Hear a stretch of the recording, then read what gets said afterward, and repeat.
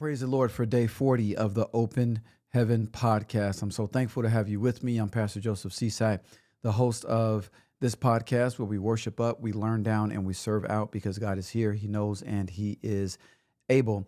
Let's enter into His presence with a moment of worship together. Father in heaven, we give you all the praise, the glory, and the honor for who you are and all that you have done in our lives, all that you are doing and all that is to come. Lord, we come not asking for anything, but offering our sacrifice of praise unto you. We offer our worship to you. We offer you thanksgiving, Lord God, as we acknowledge your goodness, as we remember the wonderful works of your hands, the things you have done in our lives, Lord God.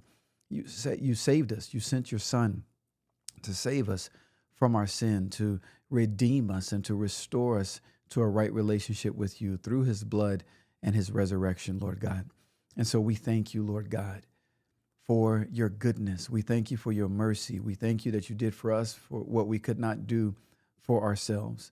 And you, Lord God, are worthy of all praise, glory, and honor. So we worship you today, Lord God. We worship you in the beauty of your holiness. You, Lord God, are beautiful. You are majestic. You are worthy of our praise.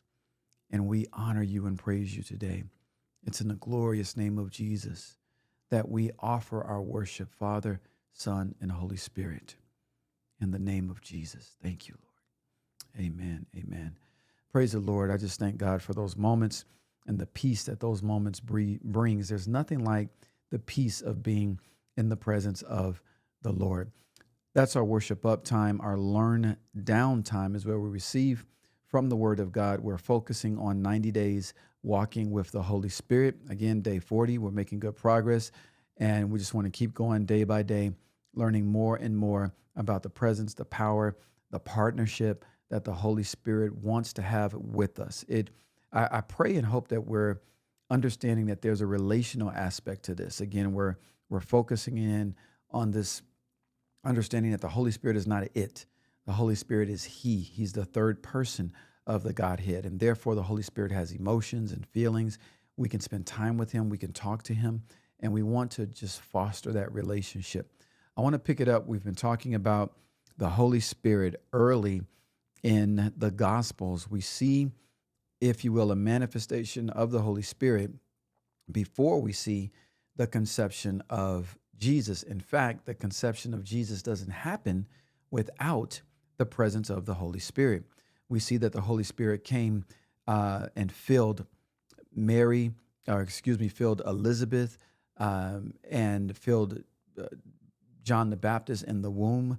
And so the presence of the Holy Spirit, the power that he's exuding in these lives, Zechariah, Elizabeth, John the Baptist in the womb, Mary, Jesus in the womb, the Holy Spirit is not the it, but the who that is pulling this story together. And these people who were already, Mary and Elizabeth are already related, they're cousins, but they're connected through purpose, through the miraculous births and pregnancies that they're both carrying. And the Holy Spirit is like the confirming person within the purpose of it all. And it's true for you and I as well. Sometimes God can connect us with people and you just know that there's a purpose to it. And it's the Holy Spirit that confirms that. You know, as a teacher, as a minister of the gospel, there are times when I teach and preach and someone will come to me afterwards and say, you have no idea. It was like you were talking directly to me. Here's what I've been going through. Here's what I've been reading. Here's the questions I've had. And there's no way I could have known that. The only way it's possible is because of the presence of the Holy Spirit working in my life and in their lives and bridging the gap with that information. He's speaking in and through the person who's the teacher, the things that that other person needs to receive. So I thank God for that. It's miraculous, and it confirms and affirms the presence and power of the Holy Spirit. In Luke chapter 1, we continue. We're going to look at the birth of John the Baptist. It's Luke chapter 1 and verse 57. It says, now the time came for Elizabeth to give birth, and she bore a son. And her neighbors and relatives heard that the Lord had shown great mercy to her, and they rejoiced with her. Now, I believe this is not just because She was pregnant and went full term, but also I believe it's probably a reference to the fact that she did not have a very difficult labor, which might have been, uh, really tough on her because of her age. So the grace of God, I believe, was truly working in and through Elizabeth, not only to uh, bring life to a barren womb, but also to go full term and to have a healthy pregnancy delivery. In verse 67, it says this. Now remember, Zechariah can't talk because he doubted. He did not believe what the angel told him. And so, I mean, it's like the power of the Holy Spirit made him go, rip it. You can't talk anymore until the child is born, until these things manifest and come to pass. In verse 67, after Elizabeth said, the child's name shall be John. The people said, but there's no John in your family. So then they signaled to Zechariah, are you in agreement with this? I mean, he should be named after you. You're his dad. And he takes a tablet and writes on the tablet, his name is John. And the people are astounded. And then, in fact, let me read that part to you. It says in verse 63, and they all wondered after he said, his name is John. He wrote down, his name is John. And immediately his mouth was open and his tongue loosed, and he spoke, blessing God.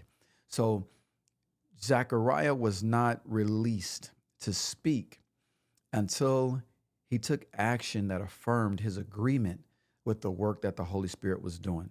When he wrote, his name is John, according to what the angel had told him, then he was released and able to speak again. So watch this in verse, let me see here. Yeah, Elizabeth did say his name should be John. In verse 67, it says, and his father Zechariah was filled with the Holy Spirit. And he,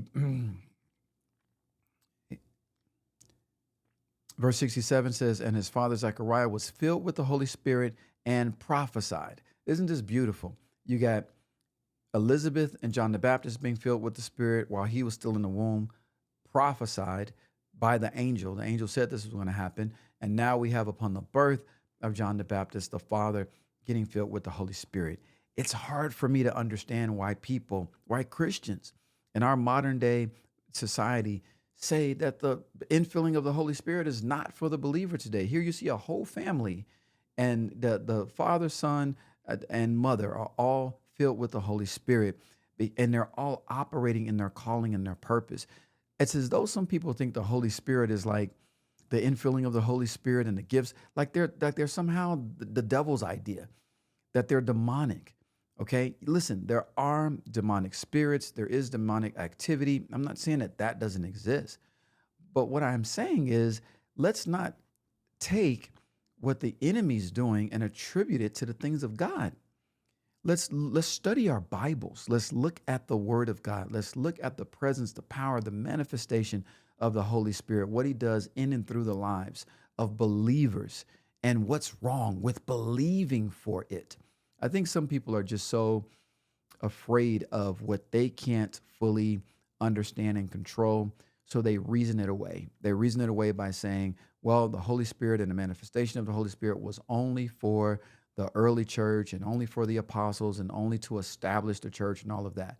And again, we're going to look at more of what the scripture says about that, because people say that based on like scripture saying, well, this too shall pass. Well, there's a whole lot of things that are going to pass that haven't passed yet. So why label the Holy Spirit and the works of the Spirit and the gifts of the Spirit as something that has passed, okay, when there are other things that have not yet passed, okay? So I want to read just a little bit more. Verse 68 says, blessed be the Lord God of Israel. This is what Zechariah is saying based on the infilling of the Holy Spirit working in and through him. Blessed be the Lord God of Israel, for he has visited and redeemed his people. This is what the Holy Spirit is speaking. He has redeemed his people. Why? Why is he saying this? Because it's not John the Baptist that is the Redeemer, but John the Baptist is the forerunner of the Redeemer who is to come. Their lives are intertwined through purpose. Verse 69, and has raised up a horn of salvation for us in the house of his servant David, as he spoke by the mouth of his holy prophets from old, that we should be saved from our enemies and from the hand of all who hate us, to show mercy, to show the mercy promised to our fathers, and to remember his holy covenant.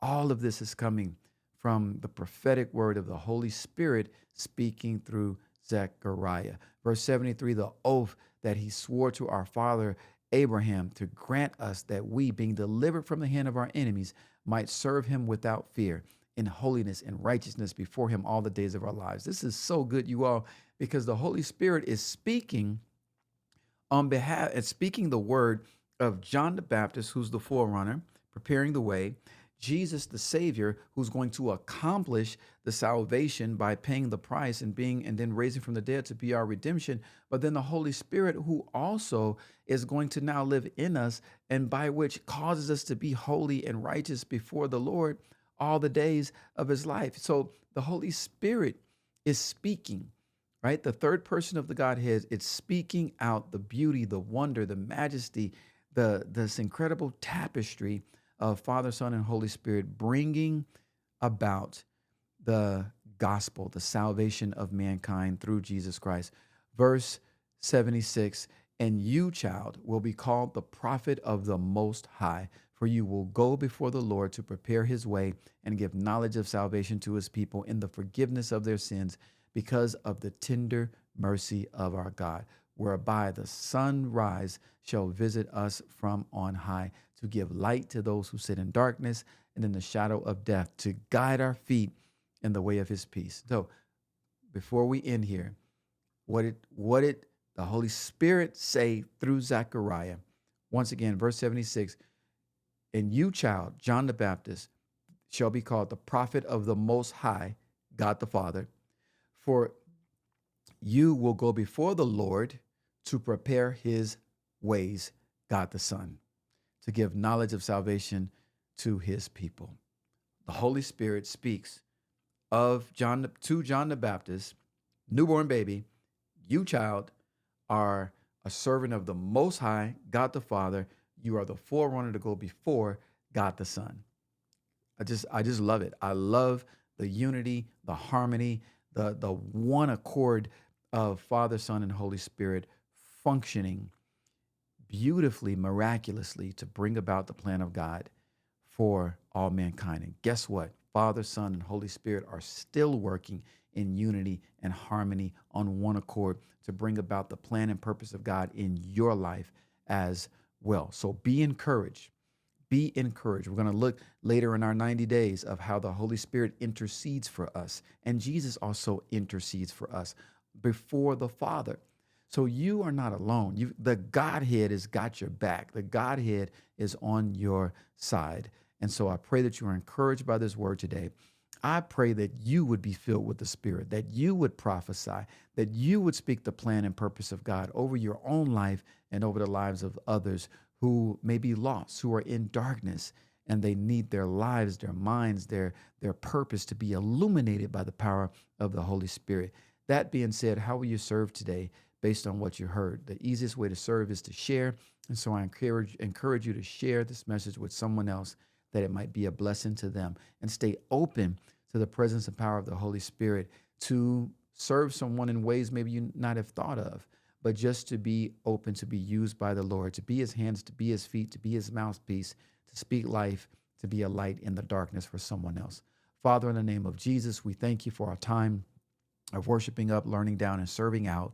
We pray that you would be glorified in all that's said and done, for the glory of the Savior and the presence of the Holy Spirit. The mind of the Father thinks it.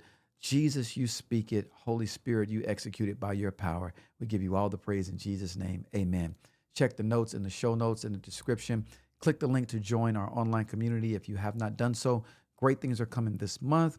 And if you're in the Sacramento area, we'd love to have you join us for our in-person Bible study coming on this coming Thursday of this week. God bless you. And remember, God is here. He knows, he's able. We'll see you next time.